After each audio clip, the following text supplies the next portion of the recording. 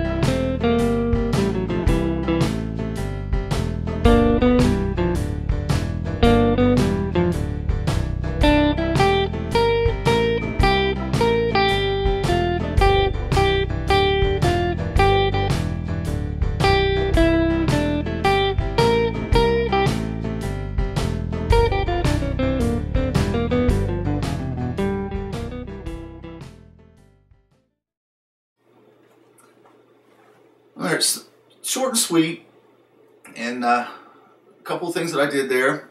If you recall some of the previous lessons that we've done, first I played just the minor pentatonic scale, and then I really wanted to hit that E when the backing track moved over to the 4 chord, and then I actually targeted the B, right, which is the third of the 1 chord, which we talked about in the previous lessons. So I tossed that in a couple of times. So you might want to go back and review some of those lessons if you don't recall or if you missed them. And again, the focus was always on when I went to the 4 chord, targeting that E. So I'm giving you the backing track again. The backing track, you got 2 measures of G7, 2 measures of C7. That's just over and over and over again. So spend some time with this and see how that works out for you. And if you have any questions, leave them below and I'll definitely get back to you.